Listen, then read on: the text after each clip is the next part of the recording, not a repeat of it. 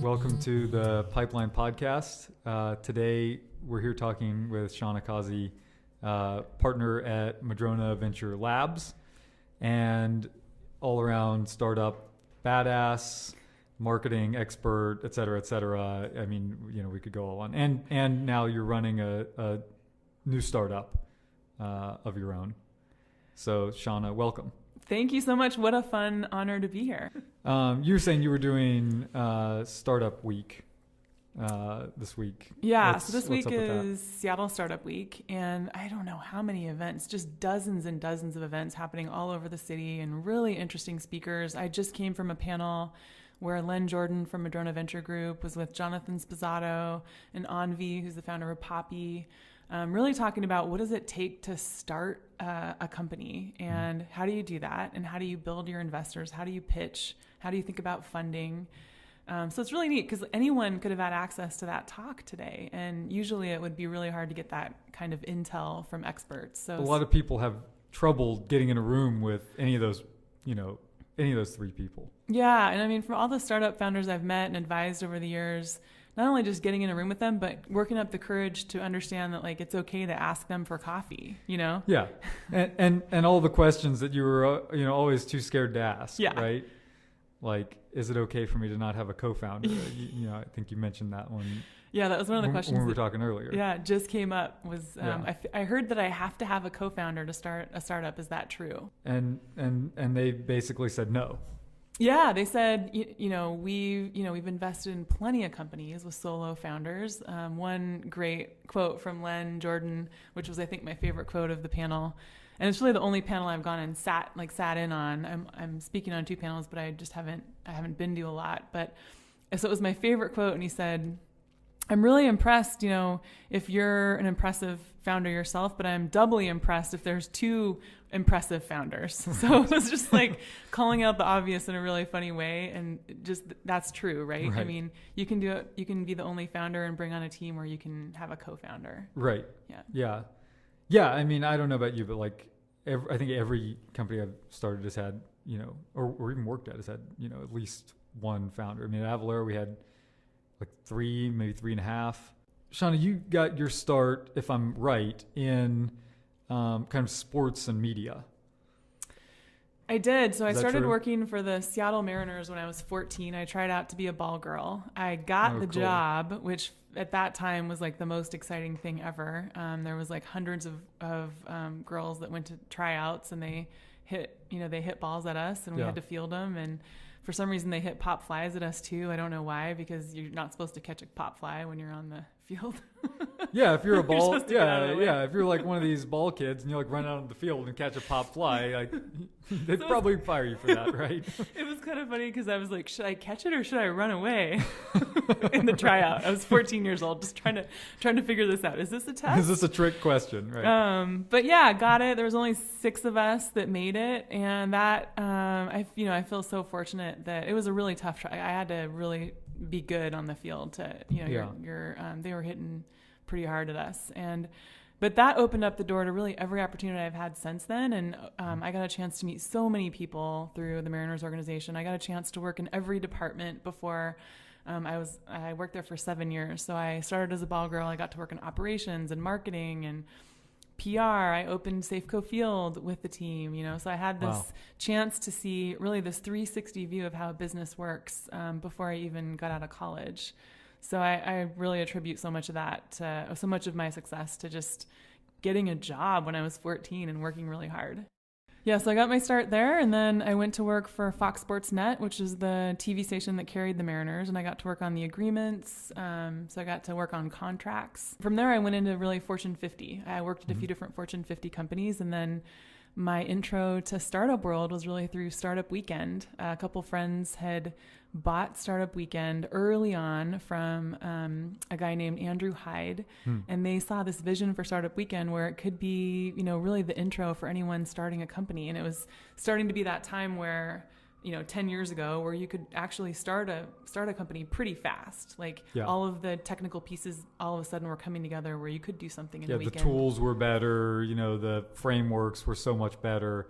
It really is. The speed at which you can launch a startup and learn and quickly validate is even from a couple years ago, it's just so fun to see how fast you can do things. Yeah. I mean, I always have had this idea that like, at some point, like maybe 30, 40 years ago, there were probably so many, obviously great opportunities, and there just wasn't enough people who knew what they were doing, enough capital to go after all of these opportunities. Today, there's so many more startups than there are good ideas. So many more. Yeah, and so many more working on the exact same solution to the problem. Yeah. I often hear of a startup pitch, and I actually did this yesterday. I spoke at a panel on Startup Week, and afterwards I talked to a few folks who came up and wanted to talk about their startup. And two different ones, I said, I know someone who has the exact same pitch. I want to introduce you to them so you can figure out, maybe you can partner, maybe you can do things differently, learn from each other, figure out if you should both, they're both really early in the stages, but really interesting that, a lot of the idea, it's usually other people are working on the same idea. It's obviously the execution that matters so much. Yeah, exactly. And figuring out how to stand out, and just like matter to your customers. We talked a little bit about, I know we're going to talk a little bit about social media, and that was one of the things that I think you can learn so much by validation early, and social media channels allow you to get that almost overnight. So tell me about that. I mean, that's really interesting. Yeah. So one of the projects I've been working on, the startup I've been working on, is called Relovable, and this is just kind of an example. And one of the things that we did is we thought we had a good idea, but we weren't sure. So we put out a survey in a Facebook group of moms, and overnight, really within 48 hours, we had 600 responses to the survey. Wow. And I shared it at that group, because if it's not going to resonate with that group, that particular group who's already doing these actions that I'm trying to make easier, then it's not going to resonate with anyone else. And so that was the very first indication that we were onto something. We should, and the survey results showed very clearly that there was a path towards an idea that we were looking at.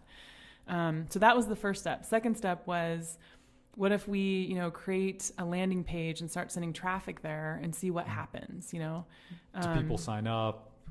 Yep, a free beta. Will they at least give us their email address? Yeah, exactly. Yeah. So that's another really quick way you can validate. And then, so we did that with the paid beta, and then we did it with the free beta, and then we did it with the paid beta, just to see, are people even interested in this idea? So, that would have been really hard if we used direct mail or billboards or, some other very expensive and long-term marketing strategy or marketing plan. Right.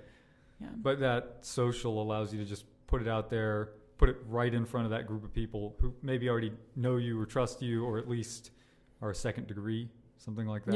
Yeah. And now it's neat because there's a Facebook group for everything. We were looking at an idea in the travel space that kind of competed with Hotel Tonight. So basically it was Hotel Tonight for Airbnbs. Okay. And I joined a couple Airbnb host groups. Actually, I'm an Airbnb host, but I wasn't in the group. So I joined a couple of those groups thinking, let's put the survey out there and see if they would actually use this product that we think might be a good idea. Yeah. And of course, you ask questions beforehand, like how easy is it to rent your Airbnb, and what problems do you have, before you go into the actual idea that you're working on, just to see if the pain point's there. Right. And that was one we didn't end up pursuing, because we just didn't get feedback that was a solution that would work for folks. Yeah, if people won't even tell you that they're going to use it, then they probably won't use it. Yeah. If people will tell you that they're going to use it, there's like a 50-50 shot, at least, Yeah, then you still need to do a lot of validation. They still may not, but yeah, exactly. Yeah, that's true. Because that's a good point. So, I mean, I'm sure you've seen this too. So many startups do the wrong thing, right? They put the customer validation towards, they feel like they have to have a perfect customer experience or a perfect customer journey before they even, number one, share it with investors because they want to keep their idea secret, or number two, even launch the product to their customers. And that just seems like, okay, do you want to waste 6 months? Because you're probably going to waste 6 months, because something's going to change in there if you actually started getting customer validation earlier. Yeah.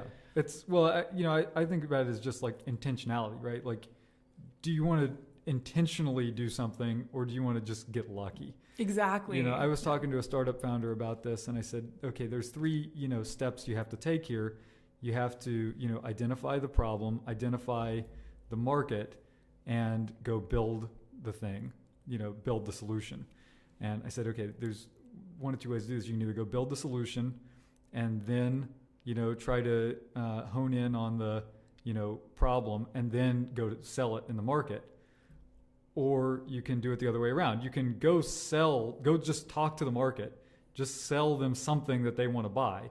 That'll tell you what the problem is, and then all you have to do is figure out how to build it, and that's not that hard. Yeah, I totally agree. So it sounds like you guys at Relovable, you just kind of did this, upside down. I mean, turned it on its head. Yeah, and I think it's been helpful for me because I've been part of Startup Weekend and have advised, something around 50 or 60 companies ongoing over the last several years. I could clearly see what I wanted to do differently when I worked on an idea. And so I just decided that I'm going to be obsessed with finding out how I can add value to the customer. I'm just going to be absolutely obsessed with that. And then we can continue to figure out what price point looks like, what cadence look like, what the customer journey looks like, which we always want to keep improving. But really obsessed with the pain points of how I could make things easier. And so that's really how the idea started. So I have a 2.5-year-old, and I realized that it's really, really difficult to get clothing, books, and toys for him because he's growing out of everything so fast. So when kiddos are, newborn to 2.5, 3 years old, they double in size and triple in weight. So we thought, what if we could take away every hurdle that there is with getting everything you need for your kiddo? And also, what if we could actually help other parents in the process who maybe can't even afford clothing, books, and kids for their kiddos? So we basically launched a service that matches you with local families in your neighborhood that have the same style so that you can get clothing that they are ready to pass along, clothing, books, and toys they're ready to pass along. And it really creates this neat network effect within the community. So we launched, we did a free beta and served 20 families, and we had about 100 on the wait list. And then we did a paid beta.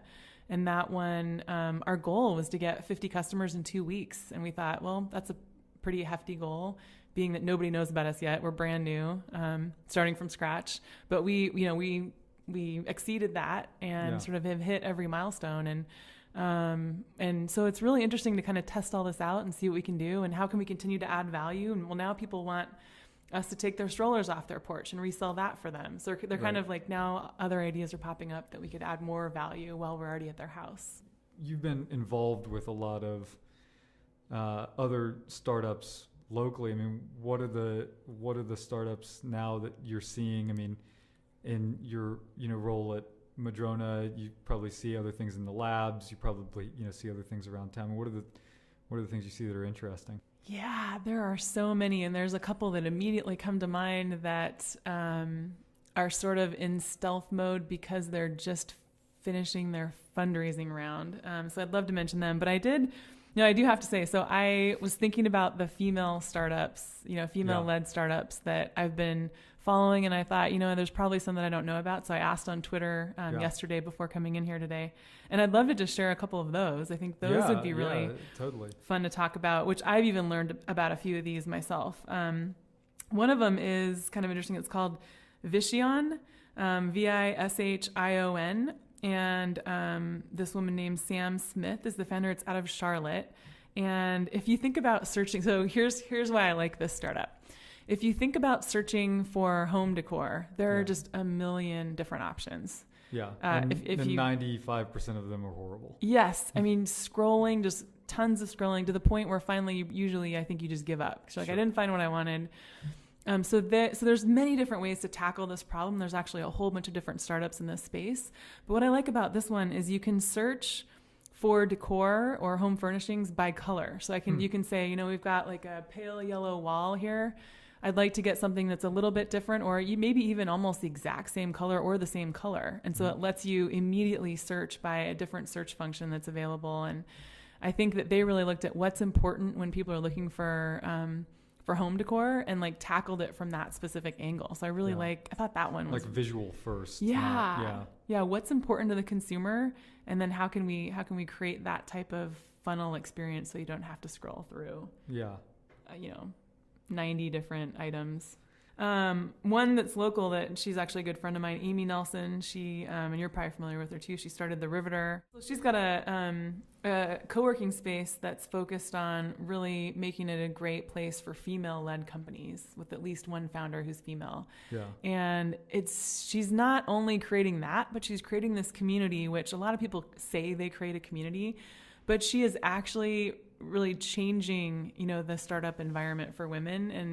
And it's been so fun to see her do that over the last year. She's opening new locations all over the country. Seems like every month there's one or two new ones. I think what she's doing is really an interesting experiment, and it seems to be working. And I think it's working even better, maybe based on what I've read about her, working even better than she originally, envisioned. There's another company called Backstage Capital that I've been following. Arlen is the founder. She was just on the cover of Fast Company. And I think she's kind of tying into that same sentiment, which is, really coming to light right now, which is like, there's hardly any money in venture capital that goes to women. And that just makes a tough environment to actually be successful. And so that's trying to open doors to say, hey, when there's a diverse group of founders, oftentimes companies are actually 20% more successful. Like there's actually numbers behind why you should do this, but it's sort of like you almost have to like make sure that like create a pathway for them to be able to help them do that, because it traditionally hasn't been there. Backstage Capital invests in really minorities and women as their focus. I mean, so they think they've made 100 different investments, and then they've just raised a new fund, and there's just so much momentum behind those. And which is interesting too, because for deal flow, if you're a woman working on a startup, you're going to go to a place where you feel like you can be supported and that listened to, and you can see yourself there. So I think that's really, one of the main ways that these companies, these venture capital firms that are focused on diversity are really standing out. And it's going to be so fun to see what the returns are in the next few years, because their deal flow is looking really good to me from what I'm seeing them get. Well, I've got two more that I was going to mention. Kieran Snyder, Textio. You're familiar with Textio? They're out of Seattle. Familiar with Textio, yeah. So maybe I'm just giving you ideas for future guests on your podcast too here. Future guests, future investments. I mean, this is great. We're going to clean up here. Yeah. We're going to solve all of the Seattle startup scene problems. So they use augmented reality to take job postings and really change them around so they're, I think we talked a little bit about this before the podcast, gender neutral, or, are interesting to every candidate who might look at it, so that your candidate pool can be bigger. Right. So that's a pretty big space when you look at, all of recruiting and hiring, and kind of how that can have a really cool impact on that sector. And also local to Seattle, which is neat. Mm-hmm. And then the other one, so she was just on this panel that I came from at Seattle Startup Week, and she's also a friend of mine, and I've been really having a lot of fun watching what she's doing. Onvi, her company name is called Poppy, and she really connects families with nannies. And one of the interesting ways she's been doing that, when you think about, sort of latent assets or different resources that are in your community that aren't being used, she takes people who aren't necessarily already expert nannies and helps them realize that like there's an opportunity here for you to have a really cool job, and kind of connects people with the right positions. So she doesn't just look at filling her pipeline with existing talent, but she's looking at where she can get talent externally as well. Yeah. So in a way, it's almost like expanding that market, kind of like a Rover thing, where like probably most people on Rover didn't already run a kennel or something, or a dog grooming service, but on Rover now they're like, oh, I can do this. Yeah. And like Airbnb has done that, and Rover calls. It's been really fun to help kind of advise Rover a bit over the years. They call it a shadow market, and I think you could almost have this investment thesis where you look for shadow markets. So things that are already happening, and that's kind of what we did with Relevable, but things that are already happening in the community that you can take advantage of and make easier. And that's your market. Very efficient. Yeah, inefficient. Right. Yeah, I remember the founder of 99 Designs talking about this and saying, we saw people already doing, this is like they do design contests and somebody wins the prize and the companies put up the money. Mm-hmm. And he said, we saw people already doing this in forums.